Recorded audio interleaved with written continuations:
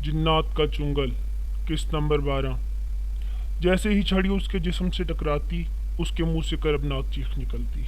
वो कमरे में भाग रहा था, छड़ी से बचने के लिए। कभी वो हाथ अपने चेहरे के सामने करता, कभी उन्हें अपनी पीठ पर रख लेता। साधु पढ़ना भूलकर अपने चेले की दुर्गत बनती देख रहा था। कुछ देर वो आंखें खोले देखता रहा, फिर दोबारा आंखें बंद करके पढ़ना शुरू कर दिया। थानेदार दौड़ते दौड़ते साधु से जा टकराया। अचानक उसके जिस्म में आग लग गई।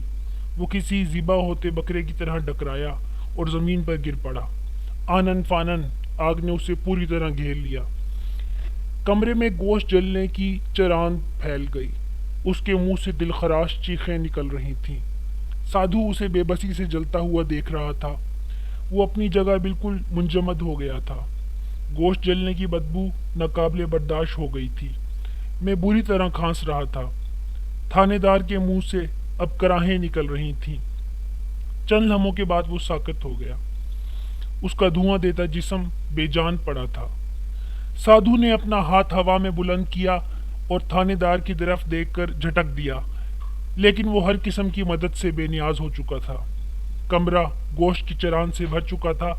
मेरे पेट में गिरहें पड़नी शुरू हो गईं। यूं महसूस हो रहा था जैसे अभी क्या हो जाएगी कि एक बार फिर गुलाब की खुशबू कमरे में फैल गई। अब गोश्त जलने की बदबू के बजाय गुलाब की महक मेरे नथों से टकरा रही थी। अचानक मैंने साधु को बुरी तरह चौंकते देखा। वो फटी फटी आंखों से मेरी तरफ देख रहा था। फिर उसने गर्दन घुमाकर कमरे में चारों तरफ देखा। तू मुझे यूं जल देकर नहीं जा सकता। मेरे चेले की हत्या करके कहाँ भाग रहा है? पापी, मेरे सामने आ। आज मालूम पड़ेगा कि कौन बलवान है। यदि तुझ में हिम्मत है तो सामने आ। जो तू जानता था वो तूने कर लिया। अब मेरी बारी है। वो कमरे में चारों तरफ देखकर बुरी तरह दहाड़ रहा था। मेरी समझ में ये नहीं आ रहा था वो किसे ढूंढ रहा है। शायद वो उसी हस्ती को तलाश कर रहा था जिसने उसके चेलों और सिपाही की ये हालत की थी। उसामा खान, आज तू मुझसे बचकर नहीं जा सकता, वो जुज़बुज़ होकर बोला। मैं उसके सामने कुर्सी पर बैठा था, लेकिन वो शायद मुझे देखने से कासिर था। यदि तू इतना ही बलवान है तो भाग क्यों रहा है? कायर, मैं केवल देवी के कारण तुझे कष्ट नहीं दे रहा, वरना कभी का तुझे नर्क में भेज देता। वो चिल्लाया। कमरे में गुलाब की खुशबू बढ़ती जा रही थी। अचानक मुझ पर गनूदगी तारी होने लगी। सारा मंजर धुंधला गया। फिर मुझे कुछ होश न रहा। दोबारा जब मेरी आंख खुली तो मैं अपने कमरे के बेड पर लेटा हुआ था। आयशा कारपेट पर बिछी जाए नमाज पर बैठी कुछ पढ़ रही थी। मैं जल्दी से उठ बैठा। मुझे उठते देखकर वो लपक कर मेरे पास आ गई। अब कैसी तबीयत है उसामा? वो मेरे ऊपर झुकी पूछ रही थी। मम्मा, मैं यहाँ कैसे आ गया? मैं तो थाने में था। वो कमबख्त साधु। अचानक मैं बोलते बोलते रुक गया। आयशा मुंह ही मुंह में कुछ पढ़ रही थी। उसने मेरे चेहरे पर फूंक मारी और प्यार से कहने लगी, उसामा, आप जल्द अच्छे हो जाएंगे इंशाल्लाह। मुझे क्या हुआ था? आपको बुखार हो गया था। शायद आप ठंड में फिरते रहे हैं।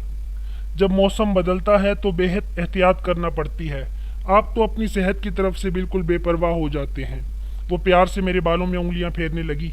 आयशा, कुछ बताओ तो सही। मैं तो यहाँ से कई मील दूर एक कस्बे के थाने में था। यहाँ मुझे कौन लाया है? मैंने उसका हाथ पकड़ लिया। आयशा ने जवाब देने के बजाय आहिस्ता से अपना हाथ छुड़ाकर एक बोतल उठाई और उसमें से दवा चम्मच में डालकर मेरे मुंह के करीब ले आई। मैंने देखा बेड के साइड टेबल पर दवाओं की काफ़ी सारी बोतलें पड़ी थी। मैंने अपना सवाल दोबारा दोहराया। दवा पी लें, इंशाल्लाह ठीक हो जाएंगे। आप दिमाग पर ज़्यादा बोझ ना डालें, देखें कितने कमज़ोर हो गए हैं। उसने बजाय मेरे सवाल का जवाब देने के मुझे तसल्ली दी। मैंने मुंह खोलकर दवा पी ली। आंखें बुरी तरह जल रही थीं। बच्चे कहाँ हैं? मैंने इधर उधर देखा। सो रहे हैं उस कमरे में। उसने दूसरे बेडरूम की तरफ इशारा किया। शुक्र है आपका बुखार हल्का हुआ। 2 दिन से तो मेरी जान सूली पर अटकी हुई थी। 2 दिन से? मैं हैरान रह गया। हाँ, जब परसों आप आए तो बुखार में फूंक रहे थे। मैं तो बुरी तरह घबरा गई थी।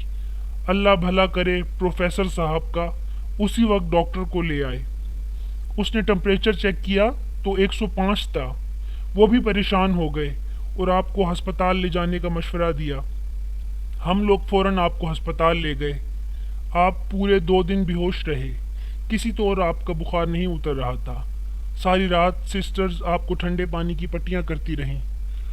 ڈاکٹرز آپ کی بے ہوشی کی وجہ سے سخت پریشان تھے۔ میرا تو رو رو کر برا حال ہو گیا تھا۔ نازش کو جیسے معلوم ہوا فوراً آ گئیں، بچوں کو سنبھالا۔ آنٹی بھی میرے ساتھ تھیں، تھوڑی دیر پہلے گئی ہیں۔ عمران بھائی اور نازش نے اس مشکل وقت میں بڑا ساتھ دیا ہے۔ رات بخار کچھ ہلکا ہوا تو ڈاکٹرز مطمئن ہوئے اور انہوں نے آپ کو گھر لے جانے کی اجازت دے دی۔ وہ بتا رہی تھی، دوا میں شاید نشہ تھا، مجھے تھوڑی دیر بعد نیند آ گئی۔ دوسرے دن میں اٹھا تو طبیعت پہلے سے بہتر تھی، بس سر میں ہلکا سا درد تھا۔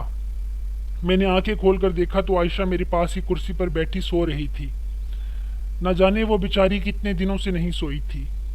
میں نے پیار سے اس کی طرف دیکھا۔ سوتے ہوئے وہ بہت معصوم اور حسین لگ رہی تھی۔ اتنی خوبصورت بیوی کے ہوتے ہوئے بھی میں کن خرافات میں الجھ گیا تھا۔ چمپا کا ملنا، پھر پولیس کا مجھے گرفتار کرنا، اس کے بعد تھانے اور سپاہیوں کے ساتھ جو کچھ ہوا تھا، وہ سب میرے ذہن میں تازہ ہو گیا۔ گزرے واقعات پر میں اب تک حیران تھا۔ ہو سکتا ہے بخار کی وجہ سے مجھے الٹے سیدھے خواب دکھائی دیتے رہے ہوں۔ میرے دل میں خیال آیا۔ مجھے ہلکی سی کھانسی ہوئی، جس کی آواز سے عائشہ کی آنکھ کھل گئی۔ وہ لپک کر میرے قریب آ گئی۔ آپ جاگ گئے؟ کیسی طبیعت ہے اب آپ کی؟ اس نے میرے ماتھے پر ہاتھ رکھا۔ شکر ہے آپ کا بخار تو اترا۔ سارے واقعات ایک بار پھر میرے ذہن میں تازہ ہو گئے۔ میں نے سوچا کہیں ایسا تو نہیں کہ بخار کی وجہ سے میں نے کوئی خواب دیکھا۔ سر کو جھٹک کر میں نے خیالات سے پیچھا چھڑایا۔ شام تک بخار مکمل طور پر اتر گیا۔ رات کو میں جلدی ہی سو گیا، شاید نیند کی دوا کا اثر تھا۔ دوسرے دن میں پوری طرح فریش تھا۔ عائشہ نے بتایا کہ اس نے عمران سے کہہ کر 1 ہفتے کے لیے چھٹی کی درخواست بھجوا دی ہے۔ اگر آپ کی طبیعت ٹھیک نہ ہو تو میں بچوں کو اسکول چھوڑ آتی ہوں۔ اس نے کھڑکی پر جھکتے ہوئے کہا۔ نہیں، میں اب بالکل ٹھیک ہوں۔ تم پہلے ہی میری وجہ سے بڑی پریشانی اٹھا چکی ہو۔ میں نے گاڑی سٹارٹ کی اور باہر نکال لایا۔ احسن نے اسٹیریو کا بٹن دبایا تو میں بری طرح چونک گیا۔ وہی کیسٹ تھی جو چمپا نے لگائی تھی، شاید وہ جلدی میں نکالنا بھول گئی تھی۔